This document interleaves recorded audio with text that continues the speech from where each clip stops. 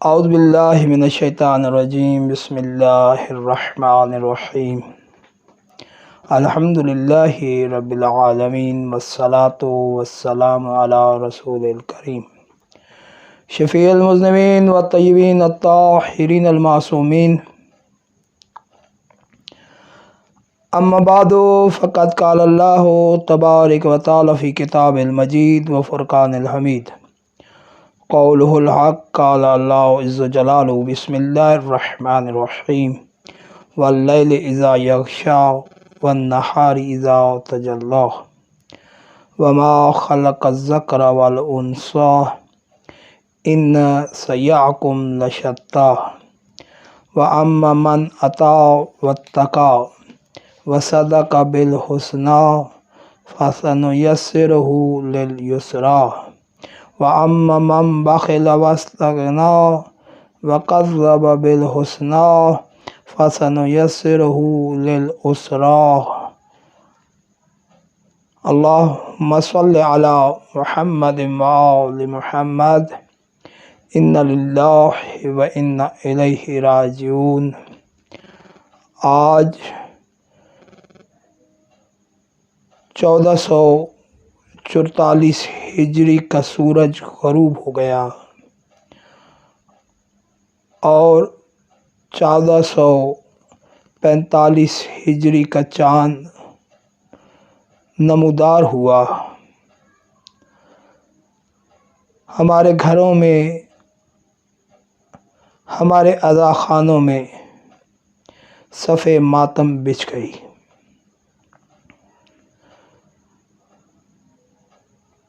یہ مجلسیں کوئی روایت سے کٹی ہوئی بات نہیں ہے، بلکہ یہ مجلسیں عمل کا مدرسہ ہے۔ یہ مجلسیں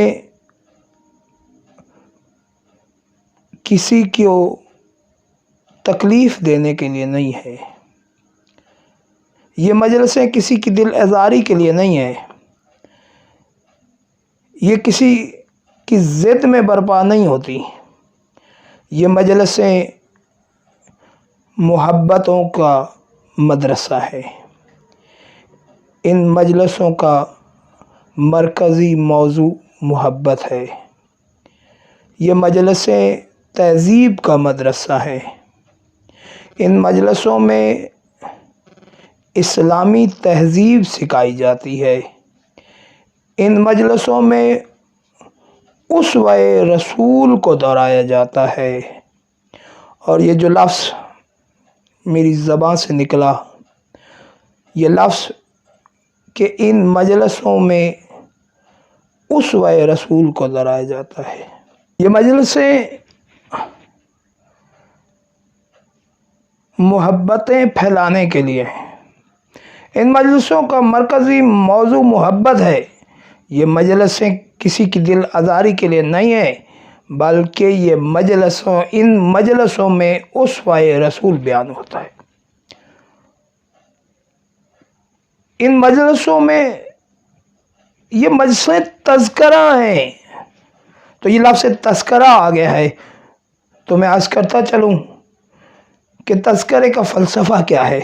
جب کوئی بات بھول جاتی ہے تو اس کو یاد دلانے کو تذکرہ کہا جاتا ہے۔ یہ بات ہم اسی لیے کہتے ہیں کہ یہ مجلسیں اگر آپ بھول نہ گئے ہوتے، اگر یہ مجلسیں آج آپ ہم سے سوال کرتے ہیں کہ ٹھیک ہے واقعہ کربلا ہو چکا، اب اس کو بار بار دہرانے کا کیا فائدہ ہے، تو ہم یہی کہیں گے کہ یہ مجلسیں اس لیے ہیں کہ آپ کربلا کو بھول گئے ہو، اس لیے بار بار دہرا رہے ہیں۔ تو میں عرض کر رہا ہوں کہ یہ مجلسیں درس محمد و آل محمد بیان کرتی ہیں۔ ان مجلسوں میں اسوہ رسول بیان ہوتا ہے۔ تو آئیے آج مجھ سے 2 روایتیں سن لیجئے کہ یہ بچہ رسول کے گھر پیدا ہوتا ہے۔ حسین علیہ السلام جب اس دنیا میں آتے ہیں تو سفید پارچہ میں لپیٹ کر जनाब रसूल खुदा के सामने पेश किया जाता है। रसूल खुदा उठाते हैं, बच्चे की चेहरे की तरफ देखते हैं, मुस्कुराते हैं, फिर रोना शुरू कर देते हैं। कोई सी ने देखा कि रसूल रो रहे हैं, जाके बच्चे की माँ को बताया, जनाब ज़हरा के पास गए, कहा आपके फर्जंद को लेके पाक रसूल रो रहे हैं। बीबी हुजरा से बाहर आई, आंखें अर्ज करने लगी, या रसूलल्लाह, बाबा जान आपको इस बच्चे के आने की खुशी नहीं हुई? मौला फरमाते हैं बहुत खुशी हुई है, मगर इस बच्चे के हवाले से कुछ ऐसे वाक़यात याद आ गए हैं कि जिन वाक़यात की वजह से आँखों से आंसू जारी हो गए। तो अज़ीज़ान मोहतरम, बीबी फरमाती हैं कौन से वक्त?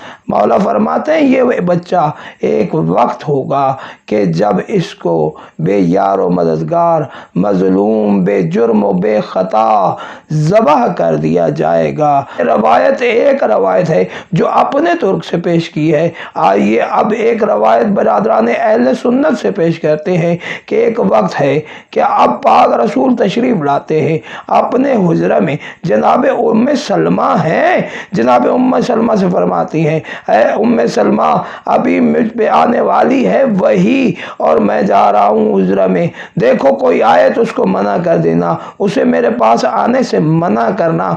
तो बस बीबी कहती है मैं हुजरे के बाहर खड़ी हो गई, पाक रसूल हुजरे में चले गए। अब थोड़ी देर गुजरी कि जनाब इमाम हुसैन अलैहिस्सलाम तशरीफ़ लाते हैं। फरमाते हैं कि ऐ अम्मा, नाना रसूल कहाँ है? मैंने कहा बेटा तुम्हारे नाना आराम फरमा रहे हैं और उन्होंने मना किया है कि कोई आए तो उसे मेरे पास आने न देना। अब तेवर देखना मौला हुसैन के। मौला हुसैन फरमाते हैं कि अम्मा जान क्या हमें भी मना किया है? यही बातें हो रही थी कि रसूल खुदा की आवाज़ आई, क्या है उम्मे सलमा, मैंने मना किया था मगर हुसैन को मना नहीं किया था। उम्मे सलमा फरमाती है मौला हुसैन अंदर दाखिल हो जाते हैं। कुछ देर के बाद रसूल के रोने की आवाज़ आती है। अब जो रोने की आवाज़ है, मैं कहा करता हूँ कि हम पे ये इल्ज़ाम लगाने वालों कि ऊंची आवाज़ में क्यों रोते हो और ये मातम क्यों करते हो, तो ज़रा गौर से देखना, रसूल इतनी आवाज़ में हुजरे में रोए कि उम्मे सलमा को आवाज़ आई। उम्मे सलमा फरमाती है जब मुझे पाक रसूल के रोने की आवाज़ आई, मैं अंदर गई, मैंने क्या देखा कि हुसैन रसूल के सीने पे आराम फरमा रहे हैं और रसूल ज़ारो कतार रो रहे हैं। मैंने रोने की वजह पूछी। फरमाया उम्मे सलमा, एक वक्त आएगा जब मैं नहीं होऊंगा तो इस बच्चे को बेजुर्म व बेखता ज़बह कर दिया जाएगा। एक दफ़ा हाथ बढ़ाते हैं और उम्मे सलमा फरमाती हैं कि मुझे पाक रसूल ने एक मट्टी दी। फरमाया ए उम्मे सलमा, ये उस सरज़मीन करबला नैनवा की मट्टी है, जब ये सुर्ख हो जाए ना तो उस वक्त समझना हुसैन शहीद हो गए। बस इतना सुनना था कि ये जनाब उम्मे सलमा फरमाती हैं, इतने में जनाब सईदा ज़हरा आ गई। सईदा ज़हरा ने जब देखा, आई, सवाल किया बाबा आप ज़ारो कतार रो रहे हैं, रोने की वजह बताएं। तो जनाब मौला रसूल फरमाते हैं कि ऐ बीबी, ऐ बेटी, ये मेरा बेटा हुसैन। बल्कि एक रवायत और मेरे ज़हन में आ गई है, वो भी सुनते जाइएगा। देखिए मकाम मस्जिद नबवी है, एक जानू पे मौला हसन है, दूसरे जानू पे मौला हुसैन है। अब रसूल हसन का मुंह चूमते हैं, हसन के लब चूमते हैं, हुसैन का गला चूमते हैं। मौला हुसैन अपने लब आगे करते हैं, मौला रसूल फिर से गला चूमते हैं। अब जब ये देखा ना तो मौला हसन का लब चूम रहे थे, मौला हुसैन का गला चूम रहे थे। ऐ मौला के अदादारो, ये बच्चे को अच्छा न लगा। बच्चा रोता हुआ माँ के पास गया, अम्मा क्या मेरे दहन से बू आ रही है? फरमाया नहीं मेरा बच्चा, तेरे मुंह से बू नहीं आ रही। तो फरमाया जब हम मस्जिद में गए हैं तो नाना ने हसन के लब चूमे हैं, मैंने लब आगे किए, नाना ने मेरा गला चूमा है। बीबी दोनों बच्चों को लेकर मौला रसूल के पास गई और फरमाया कि ऐ बाबा जान, क्या बात है कि आपने हसन का लब चूमे हैं और हुसैन के गला चूमा है, क्या वजह है? फरमाया बेटी मैंने तुझे बताया था ना कि एक वक्त होगा हुसैन इस दुनिया से بے یار و مددگار اس دنیا سے جائے گا، تو بس وہ وقت یاد آ گیا کہ جب اس کے گلے پہ کند خنجر چلے گا۔ اتنے میں یہ جب سنا نا، اب ماں ہے، ماں نے پوچھا بابا کیا اس وقت میں ہوں گی؟ فرمایا نہیں زہرا، تو بھی نہیں ہوگی، علی بھی نہیں ہوں گے، حسن بھی نہیں ہوں گے، میں بھی نہیں ہوں گا۔ تو اس وقت بی بی فرماتی ہیں پھر میرے بچے کو روئے گا کون؟ اتنا سننا تھا، اتنا سننا تھا، اتنا سننا تھا کہ رسول فرماتے ہیں خدا ایک قوم کو پیدا کرے گا جس قوم کی مائیں اس کی ماؤں پہ روئیں گی، جس قوم کے بیٹے اس کی بیٹیوں پہ روئیں گے، جس قوم کے بزرگ اس کے بیٹوں کو روئیں گے۔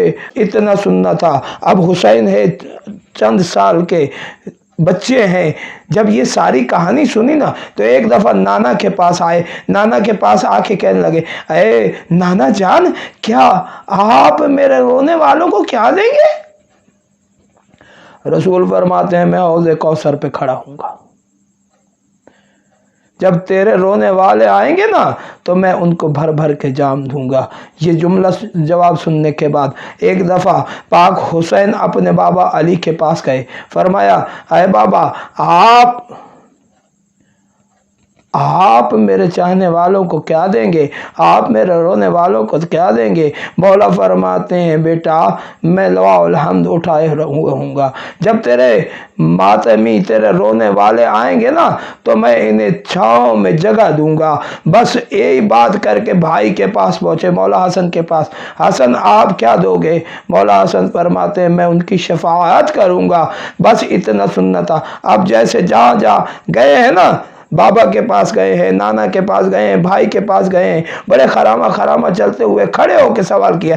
اب ماں کے پاس آئے ہیں اور ماں کے پاس آ کے ایک دفعہ ماں کی گود پہ بیٹھ گئے ہیں، بیٹھ کے آواز دے کے پوچھتی ہے ماں آپ میرے رونے والوں کو کیا دیں گی؟ ایک دفعہ ماں کی چیخ نکل گئی، ماں نے آواز دے کے کہا بیٹا میں جنت کے دروازے پہ کھڑی ہوں گی، اس وقت تک جنت میں داخل نہیں ہوں گی جب تک تیرے چاہنے والوں کو جنت میں داخل نہ کر دوں۔